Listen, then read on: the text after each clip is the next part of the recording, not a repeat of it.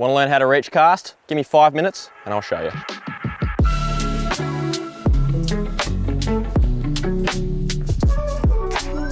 So a reach cast or a reach mend is a presentation cast that aids when you're fishing in difficult currents in a river, especially when you're fishing across currents and upstream to fish. Now, it's a drag-free presentation. When we're fishing dry flies, nymphs, anything that requires a fly to be drifting naturally in a river, the reach cast is awesome. Now the reach cast isn't even really a cast, it's an aerial mend. It happens after we've stopped the rod on the forward cast and we manipulate the line as it's shooting out. Now all of us fly fishermen at some point or another have thrown a mend on the water. When we're fishing across current or upstream, we mend all the time. It helps us get drag-free drifts and it keeps the flies in the fish's zone. Now more often than not, that mend moves the fly a touch and creates a little bit of drag at the fly. Wouldn't it be great if we could mend that line before it even touches the water to give us more time drag-free to the fish? This works especially well with spooky fish or pressured fish. It also helps us cast around obstacles and a few other things. So let me show you how it works. So to start a reach cast, it's really important to aim straight at your target. Seems simple, but as you're false casting, you want to be aiming straight at your target. The next step is to have a little bit of line hanging out off your reel, ready to shoot. As if you do a normal forward cast and shoot line, we need to have a little bit of line hanging down here. That's going to help with our reach. Once we're cruising here in our forward cast, aiming straight at the target, as we shoot line for our final delivery cast, as that line is rushing out of the guides, we want to reach our arm either to the right or to the left, depending on which current we're going to be fishing in. For now though, I'm going to reach to my right. So as I'm casting and hovering over my target, as I shoot line, I reach my hand to the side. That fly line then lands off to the side of where the fly landed, but the fly still lands at the target because we've been aiming there. I can do that to the right, which I just did, or I can do it to the left. It's the exact same thing. As it shoots out, I can reach to my left. That's on my off shoulder. That's going to kick the line downstream. Or if I'm fishing on the other side of the river, I need to learn how to do both. So that's how you do a reach cast. It's pretty simple. Now why you do one is if I'm fishing, let's say a dry fly, I've got a big green piece of indicator yarn there to show you, but let's say that's a dry fly and I'm fishing in a river with a lot of technical currents across the river. It's a little bit faster in the middle, but I want to fish over on that far side of the river where it's really soft water.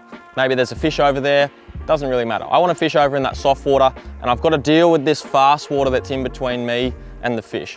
Now if I were to cast straight across at this fish, line lands straight, fly lands in the right spot, but as soon as that line lands on the water, you can see this faster water drags my fly line faster than the fly. Ultimately, that's going to end up pulling that fly out of the zone and causing a little bit of drag. That can be the difference between catching a fish and not. One way to combat that is with a traditional mend, where I land straight and then I were to mend, and now my fly is going to drift naturally. That's great. But in the process of doing that mend, especially with a light dry fly, that fly shakes and drags a little bit.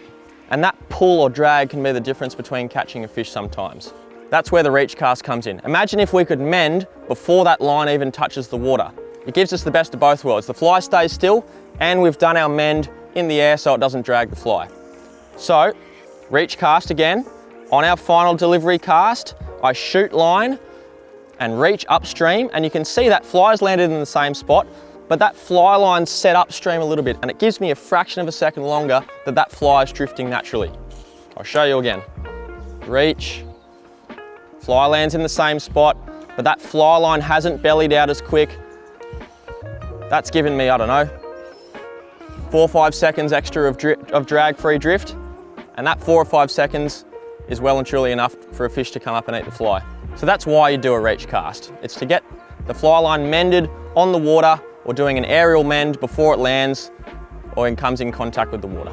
Now it's important when doing the reach cast what happens with your left hand. As I'm shooting line, I'm not completely letting go of my line and letting it all rush out of the guides. What I'm doing as that line's shooting out of the guides and I'm reaching to the right or to the left, I'm forming a little ring in my fingers, an open loop in my fingers. So I've still got control on and off the line, but I'm not just letting it completely go. If I just let the line all dump out, it'll reach cast nicely. Then I've got to pick the line up and then start again, and it might shake the fly. So make sure when you're reach casting or doing most fly casts, when you're shooting line, just have that line and a little ring around your fingers as it's shooting through, so you've got good control. Now, some common problems that happen when you're trying a reach cast for the first time is getting the timing right, because it is a little bit tricky. We're stopping the forward cast and we're changing direction, and it's all got to happen pretty quickly. Now, it's really important when, as soon as you stop the rod, you start glancing to the side. You stop and begin glancing left or right. So what happens, sometimes you'll shoot the line, wait a second, and then push it to the side. It kind of works, but it also makes a big kink in the line. We want to have it straight to the fly. So instead of stop, wait, then push it across, see how I waited half a second there? We're gonna go, as soon as I stop the rod, I begin glancing as that line's shooting out of the guides. It'll land cleaner on the water and keep it nice and drag free. Now, a reach cast is really useful when we're fishing across a river, but it's also really useful when we're fishing upstream in a river. Let's say I'm fishing to a rising fish, or I can see a fish further upstream of me, and there's a big rock or a big clump of weeds or grass in the way. Instead of casting straight across and over and landing the fly line on the rock or the grass or whatever, sometimes that's okay, but most often than not, you're gonna get snagged, and if you need to strike, it could get stuck in the grass. So what I can do is I can use a reach cast to reach around obstacles. I can land the fly in the same spot because I'm still going to be aiming straight at my target. I can reach around that rock or obstacle and the fly lands still in the same spot, and it's really unobtrusive to a fish. I can also use it when fishing upstream in a river if there's nothing in front of me. Let's say I'm fishing directly upstream to a fish that's really spooky. Instead of landing the fly line straight over his back, I can reach to one side to eliminate that fly line that's straight over the top of his head and just have the fly only.